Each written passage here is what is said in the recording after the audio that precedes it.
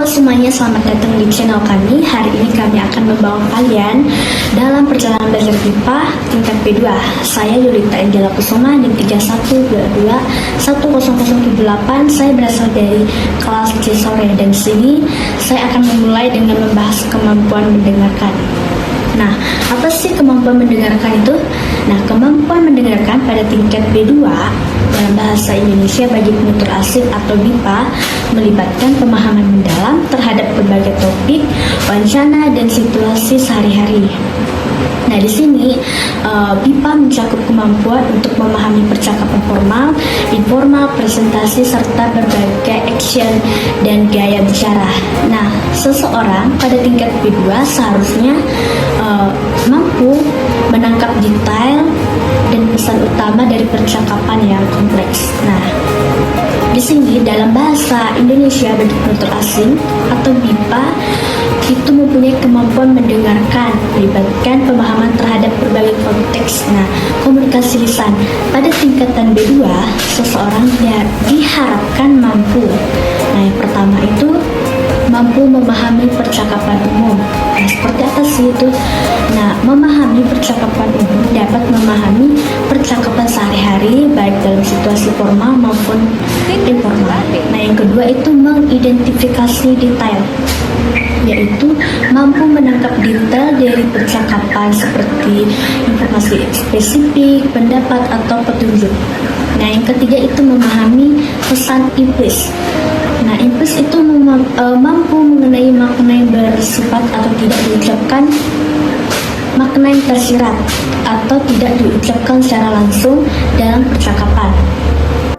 Halo, sebelum lanjut ke materi selanjutnya, saya ingin memperkenalkan diri terlebih dahulu. Perkenalkan, nama saya Wahyuni Putri dengan NIM 3122100081, kelas C sore, yang akan menyampaikan materi selanjutnya. Hari ini kita akan membahas tentang kemampuan membaca dalam bahasa Indonesia bagi penutur asing atau disingkat BIPA tingkat B2. Pertama-tama, mari kita pahami apa itu BIPA tingkat B2. Ini adalah tingkat di mana penutur asing sudah dapat membaca dan memahami teks dalam bahasa Indonesia dengan cukup baik. Mereka dapat memahami ide utama, detail, dan makna tersirat dalam teks tersebut. Untuk mencapai tingkat ini, ada beberapa hal yang perlu kita persiapkan. Pertama, tentu saja adalah buku-buku dan bahan bacaan lainnya dalam bahasa Indonesia. Kedua, kita perlu memiliki kamus bahasa Indonesia yang baik untuk membantu kita memahami kata-kata dan frasa yang belum kita ketahui. Ketiga, kita perlu berlatih membaca setiap hari. Yuk, mari kita mulai perjalanan kita dalam meningkatkan kemampuan membaca dalam BIPA tingkat B2. Saya yakin kita semua dapat mencapainya dengan usaha dan dedikasi. Jangan lupa membaca ya. Selamat membaca. Halo, perkenalkan, nama saya Tripat Mala dengan NIM 31221008. Saya dari kelas C sore. Baiklah, di sini saya akan melanjutkan materi dari teman saya Wahyuni Putri, yaitu materi kemampuan bicara dalam BIPA tingkat B2. Baiklah, yang pertama saya akan menjelaskan yaitu kelancaran berbicara.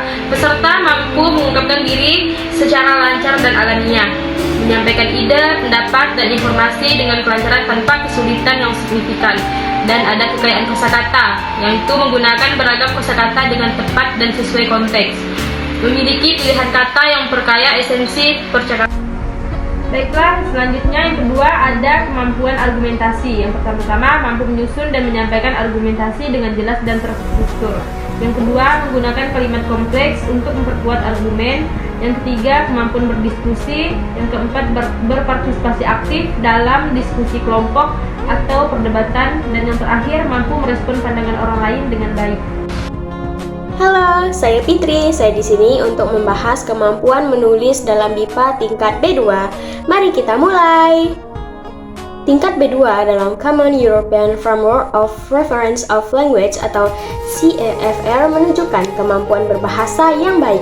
Pada tingkat ini, kalian harus mampu menulis teks yang jelas dan terorganisir, menyampaikan ide dengan baik, serta menggunakan variasi kalimat dan kosakata yang luas. Latihan konsisten dengan berbagai jenis teks akan membantu meningkatkan kemampuan menulis kalian dalam bahasa Indonesia. Pada tingkat B2 dalam BIPA, kemampuan menulis mencakup beberapa aspek utama. Yang pertama yaitu struktur teks, paham dan mampu mengaplikasikan struktur teks yang umum seperti pendahuluan, isi, kesimpulan. Mampu mengorganisir ide-ide secara teratur dan logis. Yang kedua, kosakata dan ekspresi. Menggunakan kosakata yang bervariasi tepat dalam konteks tertentu. Yang ketiga, pemahaman teks dan analisis. Mampu memahami dan menganalisis teks yang tertulis dengan baik, kemudian menyajikan argumen atau pendapat dengan dukungan bukti atau alasan yang relevan. Hai, perkenalkan nama saya Bella Vanessa dengan NIM 312210035. Saya berasal dari kelas C sore. Nah, di sini saya akan melanjutkan materi dari teman saya. Di sini saya akan menjelaskan yaitu aspek budaya, sejarah, dan masyarakat Indonesia dalam belajar BIPA. Yuk, simak penjelasannya. Aspek budaya dalam belajar BIPA. Aspek budaya mencakup nilai-nilai, norma, serta tradisi yang menjadi bagian integral dari kehidupan sehari-hari masyarakat Indonesia.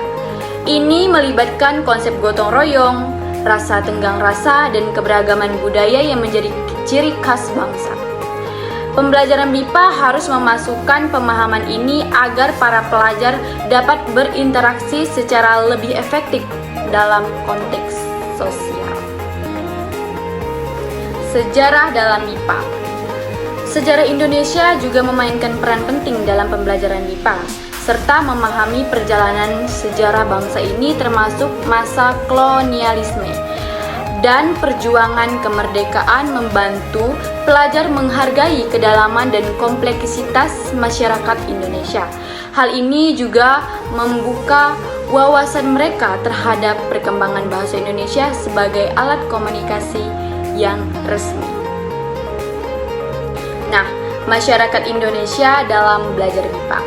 Adapun pemahaman terhadap masyarakat Indonesia mencakup struktur sosial, kehidupan sehari-hari, dan dinamika sosial. Ini membantu pelajar BIPA untuk tidak hanya menguasai bahasa, tetapi juga dapat menyesuaikan diri dengan norma-norma sosial dalam berbagai situasi.